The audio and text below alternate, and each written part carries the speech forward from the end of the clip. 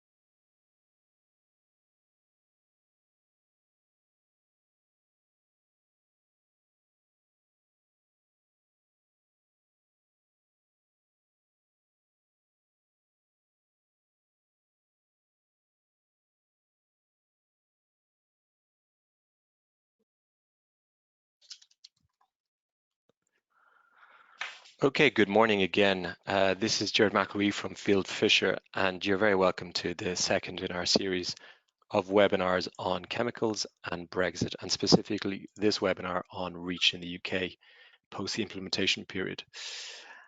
So this webinar will last for approximately 1 hour. I'll skip to the 1 hour. There's a mugshot of myself. I'm an of counsel in Phil Fisher's regulatory team in Brussels. I'm an Irish solicitor, but also qualified in England and Wales. Next up will be Peter Seller. He's a partner in our EU regulatory team in Brussels. And then, of course, we have the guest speaker, Alan Williams. He's head of comms and external engagement at DEFRA. Moving on to the agenda. So as I said, I'm doing brief introductions. I'll also do a wrap up towards the end. And then Peter will give an overview of negotiations. And I'm sure you will have seen that there's been a huge increased tempo now in negotiations on a potential trade deal. And we are vaguely optimistic that they will achieve one. Then we'll hand the mic over to Alan Williams, and he's going to be speaking for the majority of the time. Then we'll have a Q&A session, approximately 20-25 minutes.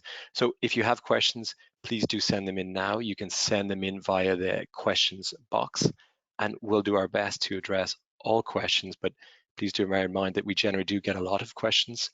So we do invite those people who submit questions to which we have not addressed, do send us separate emails after the webinar, either to DEFRA or to Phil Fisher, and we'll do our best to assist you.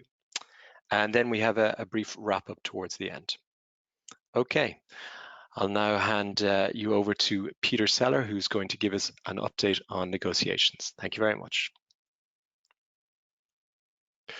Well, good morning, everyone. If I cast my mind back to June when we had our first webinar, we titled that as On the Cliff Edge, because we thought we were on the cliff edge and things were heating up at that point in terms of getting ourselves to a stage, a conclusion where we have a deal or we're in the scenario of no deal.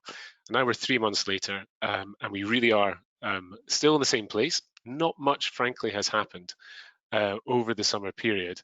And as Jared just mentioned, things have been ramping up recently. And there's a little bit of a split in terms of how things have gone between, I think, last week and this week.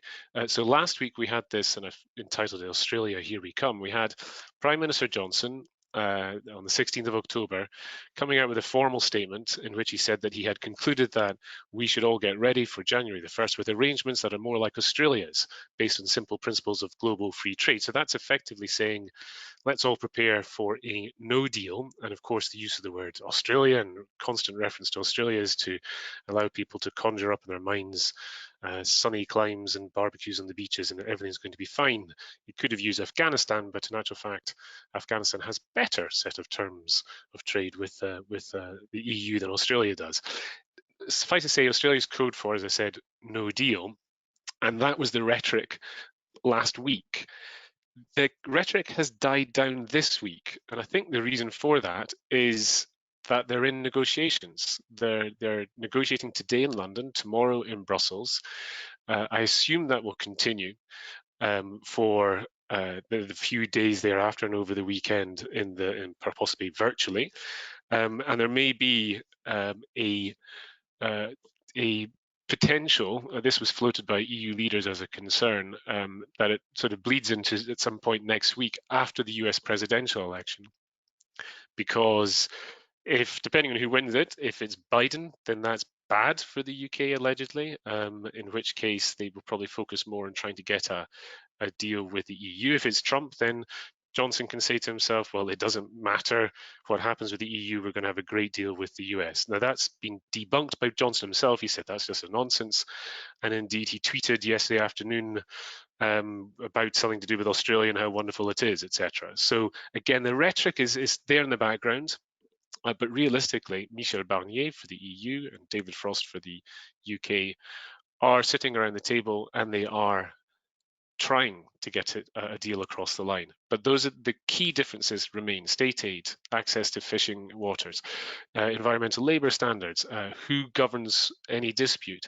There will likely be side deals on nuclear, aviation, social security, but these are all the levels which are maybe not of direct interest when it comes to chemicals. So if we go over to the next slide, Jared.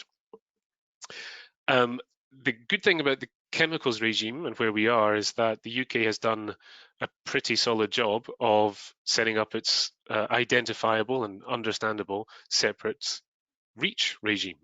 And it's gone through a whole load of statutory instruments, and there's a couple of others there which are in draft and will be adopted before the end of this year. But together, I think there'll be about 7 separate statutory instruments which cross-referenced against each other do tell us what the UK REACH regime will be, which means that as of the 1st of January, whether it is no deal or a deal scenario, the law is clear, or relatively clear anyway. We know that there will be separate parallel regimes, and if you have interest in continuing as a UK business to continue your business in the EU, you know how to do that, and vice versa. EU businesses in the UK will know how to do that as well. And what is most important is that, roughly speaking, there's no excuse not to be ready. The law is there, the guidance is out as well, and businesses must now, we've got another 2 months to go, but must now take all those steps necessary, not just to continue being in compliance with the law, but much more importantly from that company's point of view, for the continuity of business. The law is there, the guidelines are there, they're all to be followed. And on that, I will, if you want to go to the next slide, Jared, hand over to Alan, who will tell us exactly what that law is and what the guidelines are. Thank you. Good morning, everyone, and thank you, Jared, and thank you, Peter, for the introduction there. I'm grateful for the invite this morning to come along and speak to at your event here. So thank you very much indeed for that. Just a very brief introduction. My name is Alan Williams. I'm the lead for external comms and stakeholder engagement within the chemicals team at DEFRA. Today I'll be speaking about just a very quick overview of the current situation and where we are. That's that'll be the very high level messaging. I think people will be mostly aware of it, but it's worth reinforcing a few points. I'll be talking about UK REACH and its impacts on the industry. I'll talk about what we are doing in order to establish UK REACH as a regulatory framework. I'll also give you a bit of an overview on things like the statutory instrument that Peter has referenced there, a little bit around comply with UK REACH. So just so everyone's aware, when I speak about comply with UK REACH across this presentation. I'm really talking about the IT service here. For those of you who've been engaged with us on UK REACH for a prolonged period of time, you'll know that previously it was called sort of a UK REACH IT as its sort of baseline name, but actually the name that you'll see in a lot of the guidance, a lot of correspondence and so forth will be compliant with UK REACH. I'll also touch very briefly on the capacity at HSE in order to deliver its regulatory and enforcement functions. I'll give you a bit of an overview on actions for businesses, particularly if you're looking to access the UK market. I'll be giving you a little bit of an update on recent policy changes. So I think for a number of people that have been working with us on UK REACH, probably where the guidance and the statutory instrument really came about in 2018, very late 2018, and then into 2019 as we prepared for what looked like the no deal timelines of firstly March, April. Let's talk a bit about those and some of the work that's gone on about that in terms of policy changes. I'll also give you a bit of an update on about maintaining EU market access, and I think, as Peter has touched upon there, that there are very few day one activities that you really must do prior to the launch of UK REACH.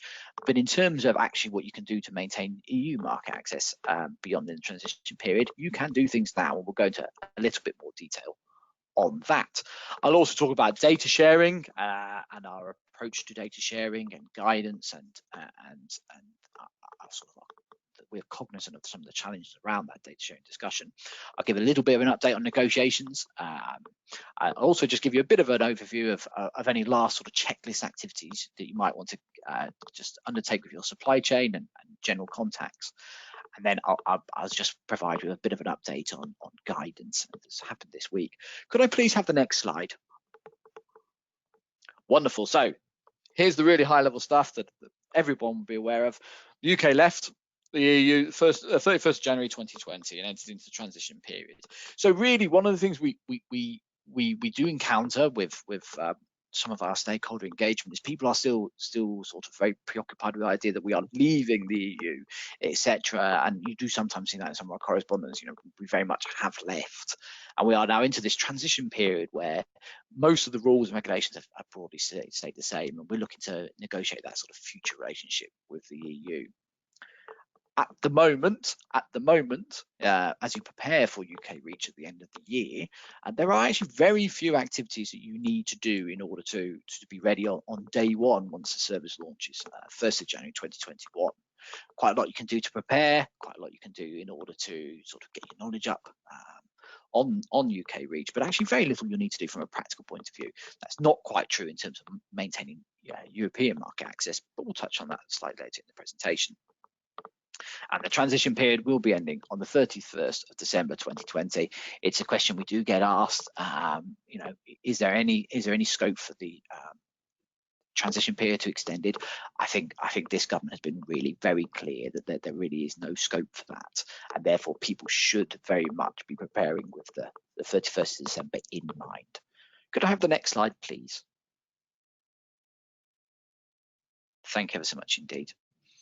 Okay, so we've got a little bit on the negotiations here. So ultimately, at the moment, we're seeking to negotiate a chemicals annex. So if you go back, cast your mind back to July 2020, the UK government published its proposed outline text for a legal agreement and a set of command papers about interactions with Northern Ireland Protocol and so forth. What we are proposing is a chemicals annex that would essentially provide a data sharing mechanism between the two regulators, so ECHA and the UK agency, so the HSE's function here, in order to sort of seek to minimise costs for data access, looking to minimise and reduce the scope for business disruption, and really hoping to kind of make that transition to UK REACH a bit more straightforward for businesses and the sector. Obviously, there is no European equivalent on the table in the negotiations. The UK has proposed this. There is not an equivalent in the EU negotiation mandate. But ultimately, what I would be saying to people at the moment is it is still there. It is still open for discussion. It's still something that is a live opportunity for us to discuss. And as the Prime Minister alluded to very recently, we are now in a period of very intense negotiations. And this is where the real detail on things like the chemicals annex, etc., etc., will be picked up. I don't have any special insight in terms of how that's going, if I'm going to be brutally honest with you. But I think the fact that it's still open for discussion is a positive thing. I think that just as a personal reflection, it's been very interesting in the last few days to see a significant uptick in open letters and broad communiques from very, very large European trade associations or influential bodies really supporting the idea of a chemicals annex and really using language that really does rather reflect or the UK's proposals for one. So I think it's a very much a sort of wait and see for the outcomes. The old mantra with all negotiations is very much pertinent here, that nothing's agreed until everything's agreed. So ultimately, if a data sharing mechanism is agreed, we would have to come out and do quite a significant period of comms, I would imagine, to make sure that the sector is aware of what that will entail. And I would be happy to follow up my correspondence if it does indeed happen. Could I have the next slide, please? Right. So this is the really the vital message, and ultimately any correspondence, any briefing, anything we are putting out at the moment has this front and center. Regardless of the outcomes of the negotiations, whether a chemicals annex is agreed or not, whether a UK-EU FTA is agreed or not, UK REACH will come into being at the end of the transition period. The UK will have its own independent chemicals regulatory framework that will include a UK REACH, but of course also that will include CLP regimes, PIC regimes, biocide regimes, and so forth. We will not be able to accept any arrangement under the European Court of Justice and the jurisdiction of the ECJ. So ultimately what that means is that the central government position here is that we couldn't have what was being proposed under the Chequers Agreement, if you remember, under the May government, what was termed then the White Paper, which is where one of the things we were seeking potentially was associate membership or an ongoing relationship with ECHA. That's simply not on the table in this instance, and that really is a principle that people should really be thinking about when they're making their preparations over the remaining 2 months of the transition period. Could I have the next slide, please? Okay, so so what are we doing here? So we will be transposing, as Peter said, we'll be transposing EU REACH legislation into UK law, and we'll be removing some inoperabilities around there to make it work in a domestic context. In really simple terms, and a really simple example is there are some things that just don't work in UK law, such as the fees. So anyone who's familiar with REACH will know that the fees are baked into the legislation with REACH. They're all in euros. That clearly doesn't work in a UK domestic context. So ultimately, one of the inoperabilities that is removed via the statutory instrument is that those fees are put through a currency conversion based on a 2017 average. One of the things we do get asked quite a lot is, well, where can I actually find those fees? And it's a fair question. If you're looking in the very first instance, you can, of course, go and have a look at the REACH SI, but I appreciate that's actually quite a, even with the explanatory memorandum and with it being available on legislation.gov.uk, it's a little inaccessible. So ultimately, we will be producing bits of content on our guidance and on our HSE website that will really explain where you need to go, what you'll need to look at in order to get those fees.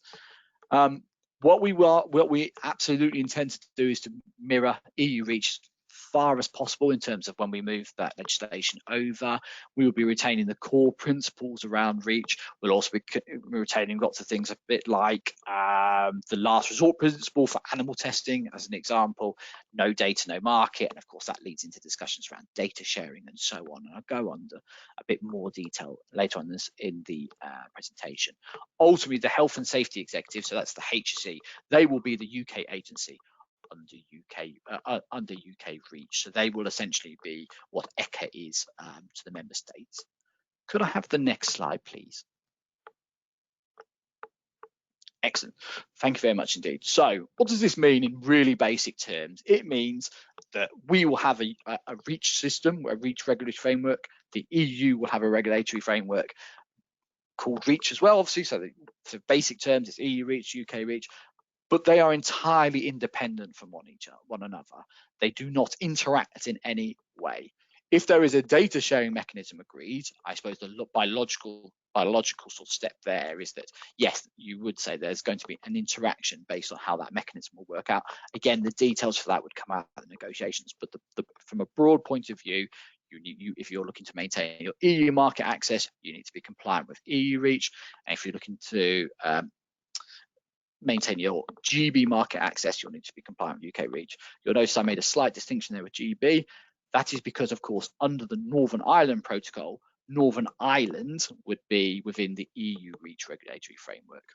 Go into a little bit more detail later in the presentation. I'm more than happy to pick up questions on that, because ultimately that is quite a lot of quite recent policy, and the guidance on that is actually quite recent. So people might not be massively familiar with that content, but I'm happy to go into some detail. Companies from both markets would essentially have third country status with each other. I think that's broadly understood, but it's pretty important if you're getting your preparations ready for the end of the year. Now, there are many parts of UK reach essentially that, and I'm thinking about particularly about the grandfathering provision. So for example, we will be carrying over all UK held EU reach registrations from back in March 2017, right up to the end of the transition period. Those will be grandfathered in. It's a transitional provision. We'll be talking about that later on in the presentation. Broadly speaking, and this is based on sector feedback, this is not sort of us just hoping that this is the case. This is also based on numbers that we've seen in recent ECHA presentations. We know that the people who hold those registrations are kind of already doing the things that they need to do to be ready for the end of the year, and the numbers of people who need to do that are pretty positive. But where we understand that the sort of the real challenge in terms of comms and engagement and awareness is for GB companies who are importing chemicals directly from the EU or reliant upon an upstream EU-held reach registration. These individuals will turn from downstream users to importers under UK reach, so potentially a very significant change that they're perhaps, in some cases, slightly worried about the things that they'll need to do to provide under those transitional provisions, or indeed will know that far potentially down the supply chain, these are individuals or companies or very small businesses who actually have no idea potentially of what the new year might look for them. These are the kind of parts of the supply chain that we're really focusing our comms on as well at the moment. Could I have the next slide, please?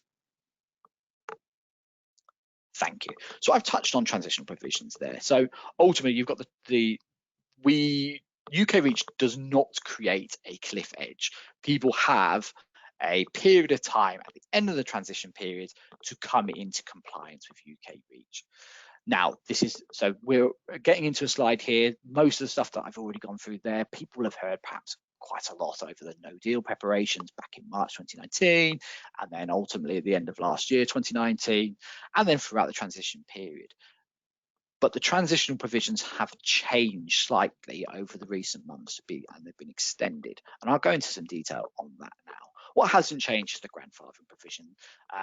If you go really far back to the first SI, you'll remember that the grandfathering provision was actually 60 days. So you'd have 60 days if you were looking to validate a grandfathered registration to go onto the Comply with UK Reach system, provide a very basic package of information. Broadly speaking, based on sector feedback, we know that's information people should have quite comfortably to hand. ECHA number, CAS number, SCS sheet number, so on and so forth. That used to be 60 days. An early amending SI changed that and extended out to 120 days. I've just touched on earlier in the presentation there that there will be people who will be importers for the first time under UK reach. Previously, these individuals had 180 days after the end of the transition period in order to submit a downstream user import notification to the HSE via the IT system. That has now been extended. You now have 300 days after the end of the transition period in order to provide that information. Again, it should be pretty straightforward. General sector feedback is that actually access to information is pretty straightforward. What we have heard, and I'm not going to downplay it on the call, actually, I'm going to be saying to people, get prepared is that ultimately, if you're making a number of downstream use import notifications, actually the administrative time it might take you to get to that point where you've submitted all your notifications might take a bit longer. So ultimately those 300 days help. You get a little bit more time. The other thing as well, you could also see is that rather than running the grandfathering provision and the downstream user notification provision in parallel, actually what we've essentially done here is put them sequentially. So what people have to do is look at the grandfathered registrations, look at what's happened as a result of some business behaviours, etc. After the end of the transition period, they've had 120 days to make those assessments, and then think, okay, I now have 180 days to submit my downstream user import notifications, and that's up to the 28th of October 2021. Now, all of these, we will maintain the idea of one substance, one registration under UK REACH. In order to maintain that, there needs to be a full data package for that registration, for it to be a valid registration on the UK market. Previously, that window was 2 years after the end of the transition period, or if you go further back, the end of the point of exit. That has changed very significantly. It is now 2, 4, or 6 years after the initial 300 days for the full registrations to be completed, and that includes full substance data packages pertinent to the UK market. Those deadlines are dependent on tonnage bands and hazard profile, with the highest tonnage and most hazardous chemicals first. For individuals who be familiar with the phasing process under EU REACH, it looks very, very similar. And there'll be a slide slightly later in this presentation, I think it might even be the next one, where we'll go into a bit more detail on those. If you are not familiar with them, and indeed this is the slide, thank you ever so much indeed, you can go on to gov.uk. There's a comply with UK chemicals regulations page that will give you a bit more of a breakdown on this. But actually, timing is everything with these sort of presentations. We've actually published a big detailed run of guidance on the HSE website earlier this week. I'll happily share the link to that guidance. It breaks the guidance down into its component parts. So actually, if you're looking for your particular business scenario, you'll be able to go very quickly to that. If you're taking advantage perhaps of the Northern Ireland to GB route, you might want to look at that too. If you go onto that guidance and you can't find what you're looking for, please do contact us directly. We'll be able to really fill in some gaps with you. At any future engagement you may have, we'll be happy to come along. And perhaps if you have a question that you'd like us to bring in advance, we'd be happy to do that too. But that is the most significant change, I think, because ultimately we did hear that ultimately the 2 years was going to be particularly challenging for businesses to have those data negotiations and then be able to put the data packages together for full submission. And it was always a commitment we had made. Could I have the next slide, please? So this is something we've, again, has always been in our guidance, has always been in our comms, and always been in our correspondence, that we would look at these transitional provisions and keep the timelines under review. And this isn't simply just, and one of the funny enough, one question that we've been asked very recently is the extension to the transitional provisions a sort of a concede point that around negotiations? Do we think that are we extending those deadlines because ultimately we don't think that the chemicals annex will be agreed and the data sharing mechanism agreed? No, they are completely separate events. You know, we shouldn't see them as linked in any way, shape, or form. We have been collecting the feedback, collecting stakeholder data about this for a very long period of time. And then earlier this year in 2020, we did a very significant targeted run of comms and direct engagement and one-to-one engagement with businesses, NGOs, trade associations, consultancies, a vast number of people to really get to the point where we could say, okay, this is what we want to do with those provisions. And then ultimately we made the first policy announcement on that on 1st of September 2020 on the gov.uk page. We think that these changes do give the sector a bit more time to fulfill its full regulatory obligations, but we still don't downplay the challenges of those data sharing discussions and negotiations. Can I have the next slide, please? Thank you very much indeed. So ultimately, here is about the accessing the GB market for the transitional under the transitional measures. So again, to reiterate the point, UK Reach does not create a cliff edge. You have time after the end of the transition period to come into compliance. You would use this notification, and it's available to GB downstream users or a UK-based OR to make that notification on behalf of the EU exporter who's exporting to the GB market. They'd have to supply some basic information, that downstream user import notification within 300 days. And then somebody would need to provide the full data package to validate their registration within 2, 4, or 6 years after that 300 days, based on hazard profile and tonnage band. Also worth mentioning as well that there are the same discounts for registration, etc., as there are under ECHA for SMEs and so on. Again, we'll make that information available, but it is also already in the statutory instrument where you can see how that is calibrated. It will ultimately, when that full data package comes in after the downstream user notification, if it's not been grandfathered, so if you've got that downstream user notification and it will be classed as a new registration, so there will be fees attached, allowing for the fact there'll be the discount as well. Can I have the next slide, please?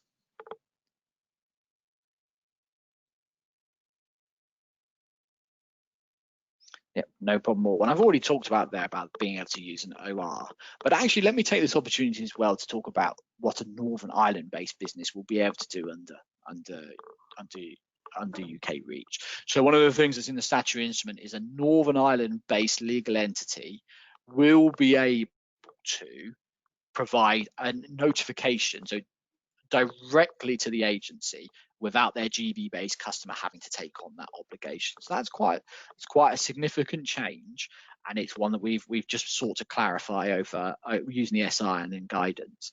And the key thing about that is that the Northern Ireland, of course, would still be under EU Reach, but they would be able to do a notification straight to the agency.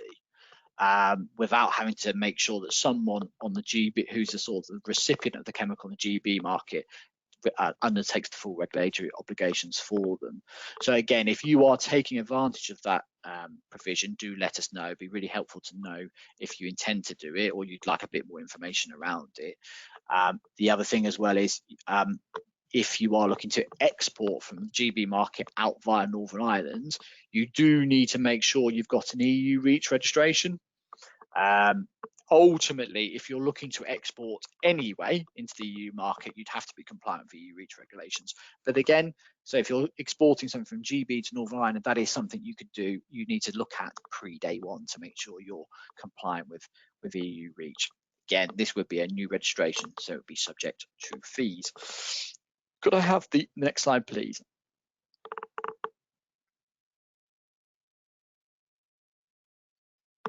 Okay, so so we've really talked about the policy there. Let's talk about it from an operational point of view. I've only got a little bit more information to give now before the question and answer session.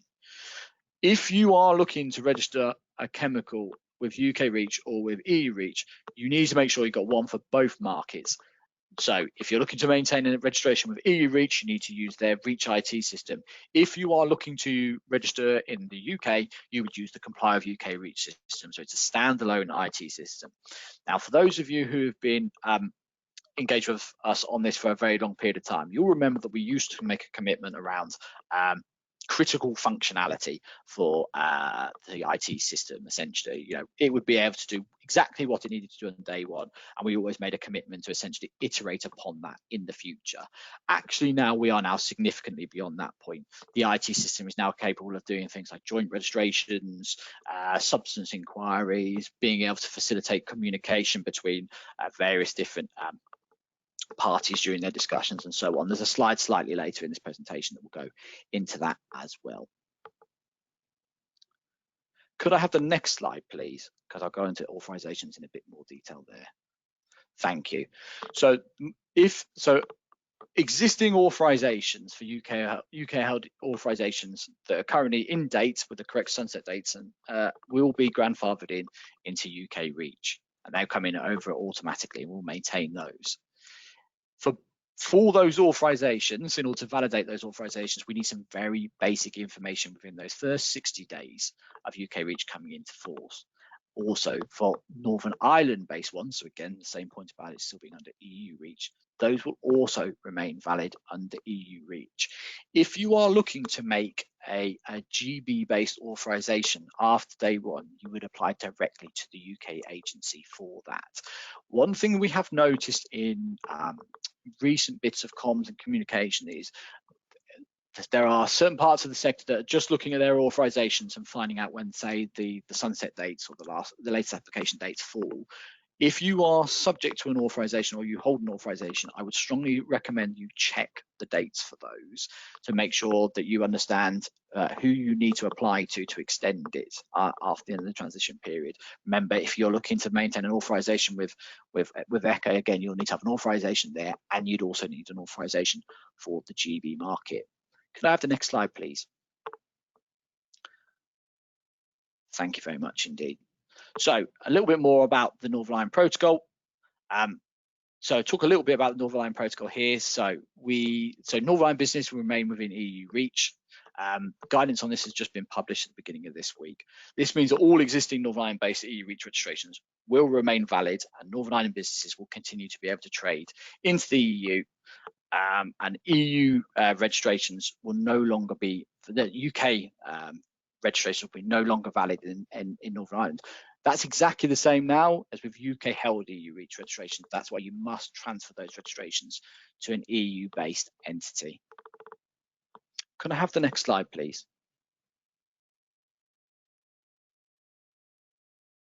Thank you. So as we talked about with the IT system so far, it's able to give you your grandfathering registrations, to be able to interact with it directly there. The system will be able to set up to do that from the moment that it launches. We'll also be able to submit downstream use import notifications, and also for P-port notifications and use substance registrations at the point of the end of the transition period. One of the questions we're often asked at the moment is, why can't we open the IT system right now? The main reason for that ultimately is because the legislation hasn't come into force. So we can't collect that data and store it anywhere until the legislation comes into force, which means the IT system has to launch at the same time essentially the legislation comes into force, in this instance, 1st of January 2021. Could I have the next slide, please?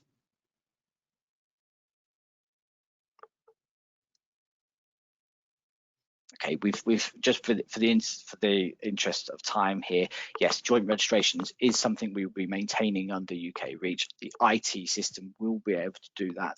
What you'll be able to do is, once people are grandfathered in, they're put into substance specific groups, and they'll be able to have those discussions about how they will sort of have a lead registrant, and then joint registrants would come in under that substance. And the same thing will happen with downstream users and importers who'll be able to submit that notification. They'll also be put into substance specific groups. Once they provide that initial information, it's really straightforward, and then they'll undertake a substance inquiry, and that will begin the process of essentially creating a full registration and all the sort of the lead registrant and the joint registrant. You'll be able to transfer the lead within the IT system. You'll be able to have those discussions between parties about who's going to join you under that registration. It's not first come first serve for lead registrants. It's something that's ultimately subject to a negotiation. Can I have the next slide, please? So one of the things we're asked is, ultimately, what are you doing with RAC and SEAC in the UK context? It doesn't work in the UK context. So ultimately, that's one of the sort of inoperabilities we'll be moving as we move into the new year and as into the new regime. We will have a first tier tribunal with the relevant transparency and ultimately the independent scientific advice that will allow the UK agency to make its decisions. And there are no fees at all attached for taking an appeal to a first tier tribunal. Could I have the next slide, please? I won't linger too far on this slide, actually, because we've already talked about maintaining EU market access. But ultimately, the core point here is, if you have a UK held EU Reach registration, you must transfer that in advance of the end of the year. It's a two-step process on the Reach IT system. You would essentially do the data, transfer it over. It roughly takes about 20 minutes per substance. And then ultimately it's held in a suspensive clause, which means that once you've paid the fee, then it's fully transferred. What we do know from quite a lot of people at the moment is that they've done the first step, they've got all their information ready, but ultimately not paid for it and made the formal change. Obviously that has been a good approach in the past with the no deal windows, because ultimately what it meant was it sort of went back to its original state. But this time around, I think ultimately, because we've been very clear that the service will launch regardless of the outcomes of negotiations. This isn't like the withdrawal agreement where we would enter transition period after it ends. This is essentially regardless of the outcomes, the service will launch, and therefore you really should be doing this right now. Could I have the next slide, please? Excellent. So just before we enter the Q&A session, which is for the rest of the 20 minutes remaining, and happy to take any questions if I haven't covered, or if perhaps there's a slide here that I only briefly touched upon and you'd like some more information. We really strongly suggest that anybody who has a chemicals obligation at the moment, or trades in chemicals in any way, or has even the most tenuous link to the chemical sector, we strongly recommend that they identify which substances they manufacture, sell, or use, or someone within the supply chain takes these actions in respect to that chemical for the GB market. Yes, there's no cliff edge at the end of the year, but ultimately, business actions will not be uniquely Reach. They'll have all kinds of other things. If they like to be Reach, they might also probably have CLP. So that's even just staying within the chemical sphere. But ultimately, they might also have tariffs. They might have roll on, roll off. These are all things that are held by BEIS as the sector sponsor. So we really suggest really make sure you're aware of your supply chain actions and responsibilities at the end of the year. Understand what EU market access means, and in terms of what you'll need to do to maintain that at the end of the year. If you've got contingency plans, do check those. If you are uncertain about about your own business readiness, etc., do get in contact with us. We'll be able to put you in contact with a policy lead or provide you with the written guidance that you may need. And another thing as well is make sure if you are holding an authorization, you understand where that will be held at the end of the year, what information you need to be able to provide to us within 60 days to maintain that authorization on the GB market. And also, if you have an authorization that's about to expire, where you need to apply to have that extended by the end of the year. Can I have the next slide, please? Excellent. So I think that takes us to the end of the presentation. Thank you very much for your time today. That's quite a lot of content to get through in a very short period of time. Happy to take any questions that come in, Jared. Thank you very much.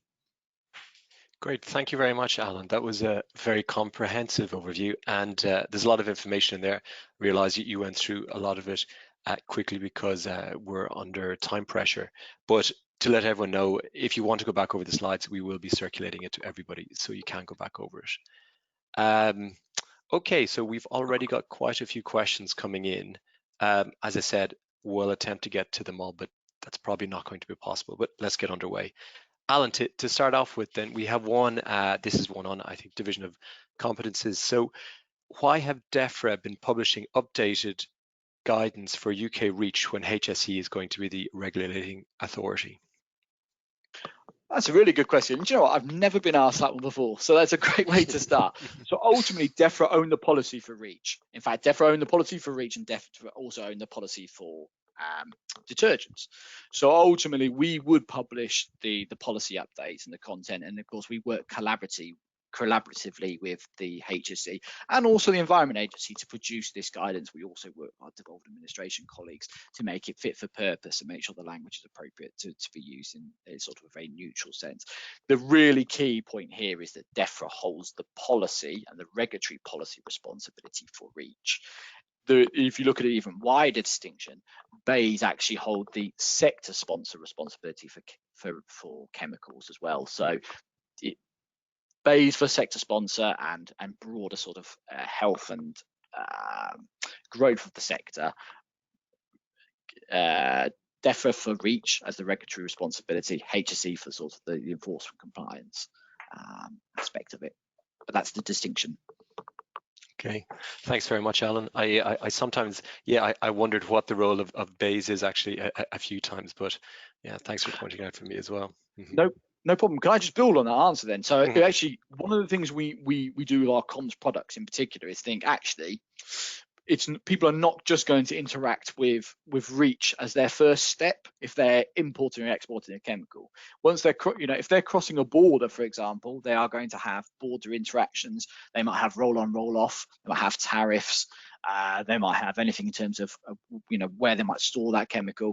They're going to need labeling, so they're going to need CLP. So really, what we're also trying to do at the moment is make sure, okay, you know what your REACH obligations are. But if you want to talk about other bits related to your exporting or importing of that chemical, the sort of the logistics side of it, there are actually quite a few different policy areas across government you need to be in contact with. If you're uncertain, just use us as your first port of call. We're happy to put you in contact with people across government. Great, thanks, Alan. So next question, this is one on fees, of course, very important. Are the DUIN and grandfathering processes free of charge?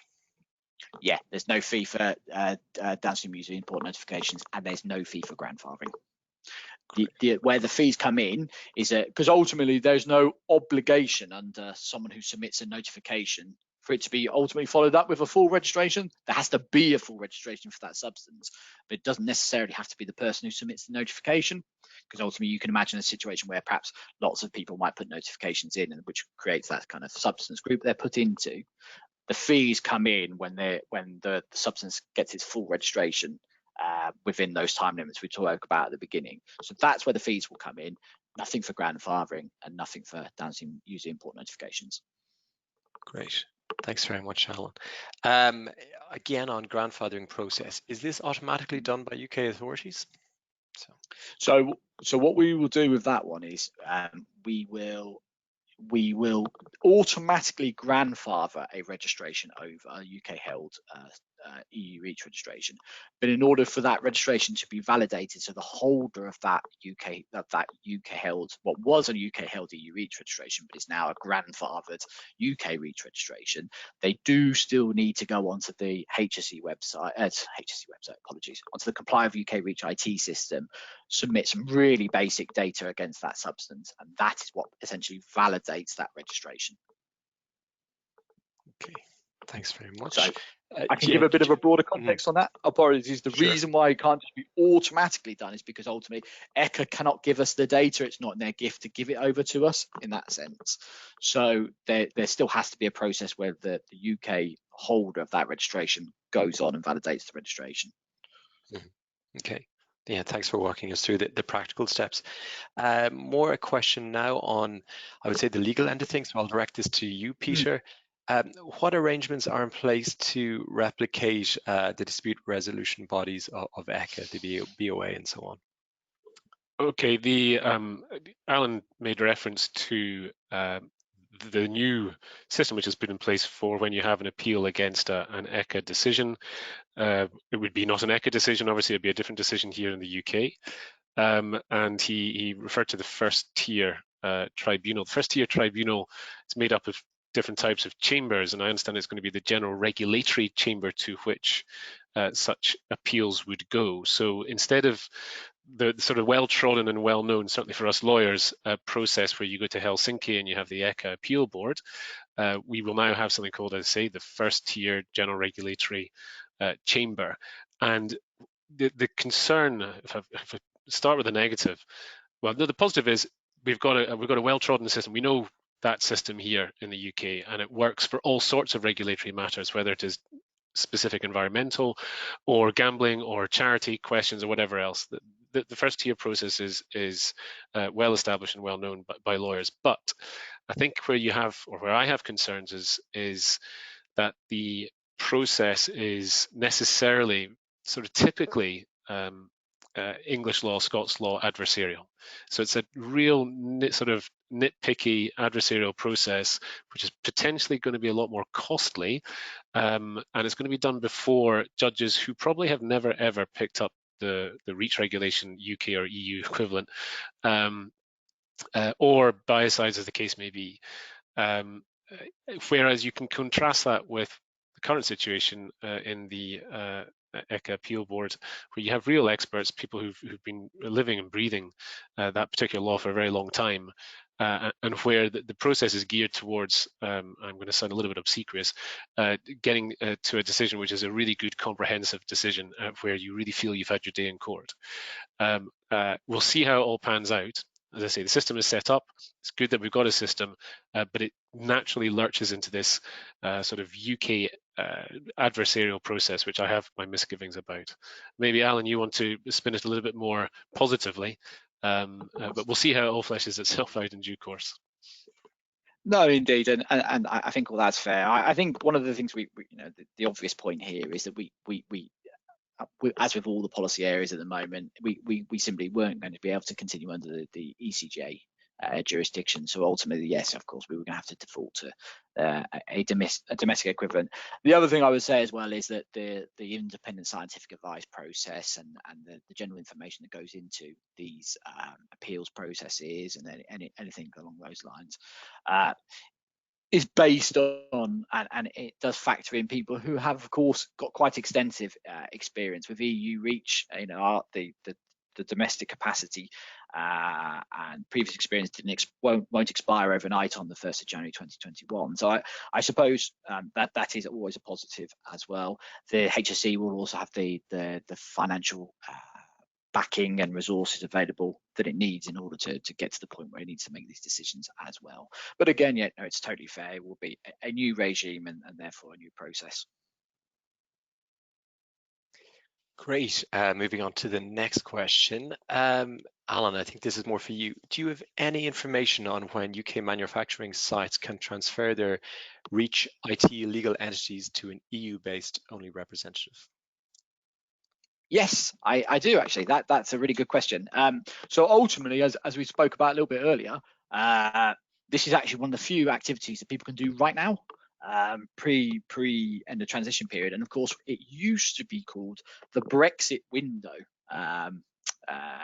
where you would transfer this registration. You can actually go onto REACH IT and transfer your UK-held EU REACH registration to an EU or an EA-based entity. You can do that right now, and actually we know that of roughly 1,200 substances, we know that I think it's around 500 or so, possibly slightly more, have already done this, and that based on the remaining sort of 600-700 that are left there, we know that they've already started the administrative process. They haven't perhaps just paid the fee to do it. They've kind of just held it in the suspensory clause there. So actually, it's kind of all. And one of the things we know as well from sector surveys is that the grandfathering provision, the transfer of to a legal entity in the EU or EA is actually something that's quite well known to the sector. So you can actually do that right now. You could go onto your REACH IT account and you can get those substances transferred over right now. So yeah, straight away. Indeed. I think you mentioned that in the slides as well. So it's good to already get that underway. Another question on fees for you, Alan. So will registration fees be the same as under the EU before ECHA? Yeah, and there's a comment here that one fee for 27 states versus one fee for one state seems unreasonable. So. Okay, thank you. No, I mean that is feedback that we have heard to date. I think in the first instance, what I should say is that the fees are exactly the same, and so they also take into account the amendment in 2018. So ultimately, the UK REACH legislation is the EU REACH fees brought over and then put through the currency conversion of 2017. It also has the scope for the discounts around SMEs and then also based on business size as well. But it is certainly feedback that we've heard in the past in terms of comparing market size. But in the first instance, the main point is that yes, the fee structure that's in EU REACH at the moment has been transposed over. Mm-hmm. Okay, thank you. The next point, how do you register for UK REACH IT? Brilliant. Okay, so the overarching point at the moment is that we can't turn the system on immediately because the legislation hasn't come into being. But what you'll be able to do at the point of the end of the transition period, when the service goes live, we'll be putting out a load of comms anyway, this to flag actually where you'll need to go. But what it will be essentially is a gov.uk page. So anyone who's gone on and done their passport or driver's license or council tax or anything like that will be really familiar with the launch style page. You'll then go in through that gov.uk page, go through you'll have to have a government gateway account. They're really straightforward and easy to set up. And then you'll be able to go in and then you'll have direct access to the Comply with UK Reach service that way. So it'd be via a gov.uk page. Do keep an eye out from our comms and correspondence over the next couple of months. We'll give you that link. That ultimately, there's no point in giving people the big green start button right immediately if they're not able to set up an account and submit that information before the end of the transition period. But it will be for gov.uk. Great. Thanks, Alan. Okay, next question. I think perhaps this is more for Peter in the first instance than Alan. Will the UK countenance data sharing with ECHA post end of the implementation period?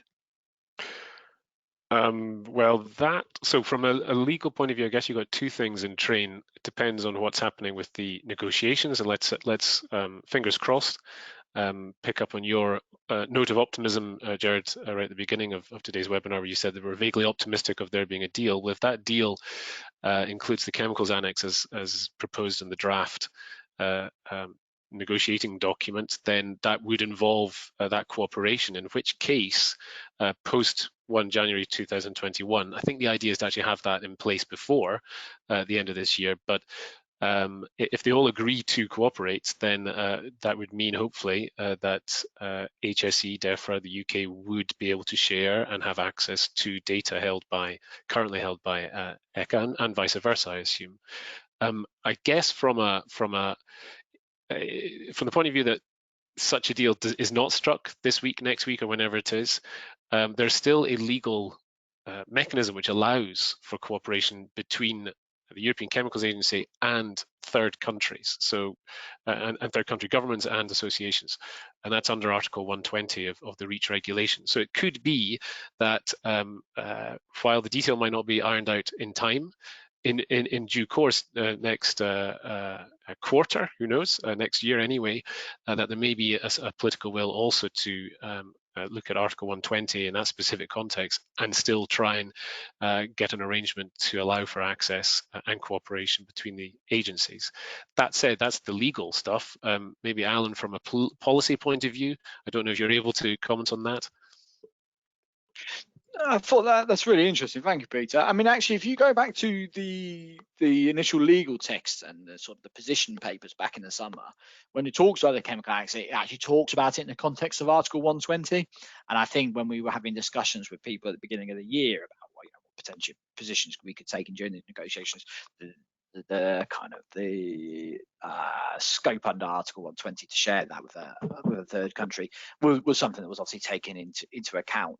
I think ultimately, yes, the actual data and timing and manner of that data sharing mechanism is still to be really fleshed out as part of the negotiation. So it's very difficult to say exactly when it would come into force, what manner of access there would be.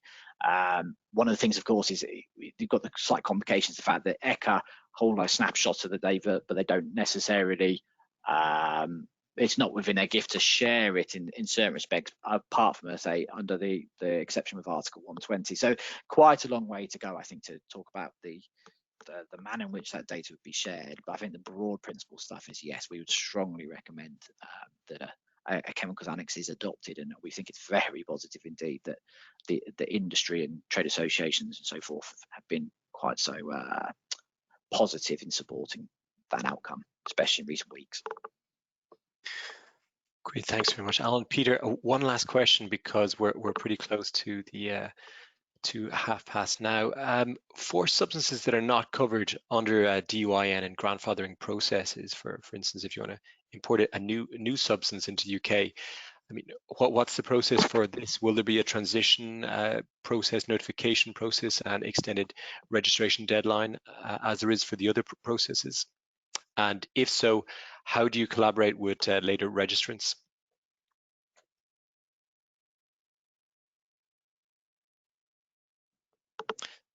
Alan, would you like to take this one? Yeah, I don't mind. So ultimately, so the downstream user import notification is, of course, based upon the fact there'll be an upstream EU REACH registered chemical. If essentially in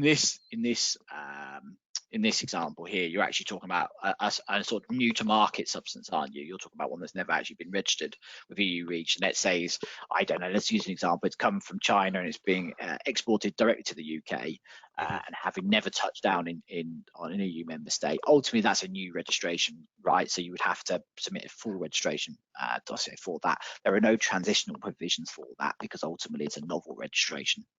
Peter, is that your understanding of the question as well? Exactly. If it's new, you can't transition something that is new. It has to effectively be existing.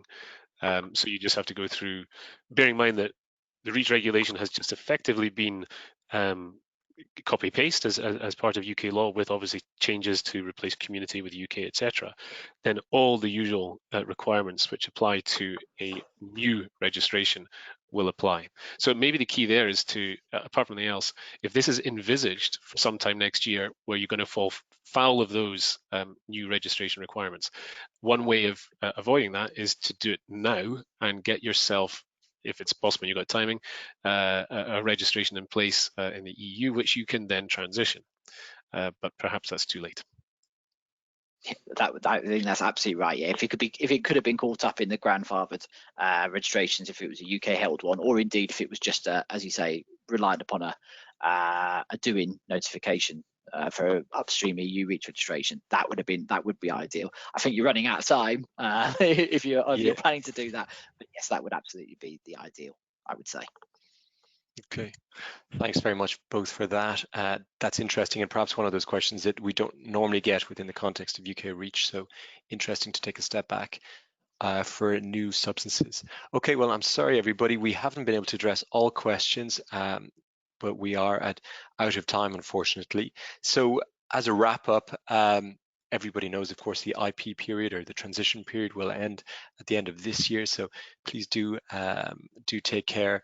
Check all the REACH SIs and the amendments of the amendments, and it is a little bit tricky to get through them. And all guidance on DEFRA and HSE websites, and of course guidance as well on ECHA and CEFIC for the EU market.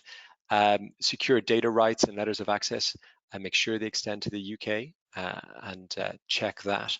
And then, of course, for all those questions that we haven't got to, please do feel free to email either Peter, I, or DEFRA under these email addresses at the bottom of this slide. So just to reiterate, for all the questions that we received, we won't be responding directly to them by email, but if you would like us to, please do email us directly after the webinar, and we will get back to you as soon as possible.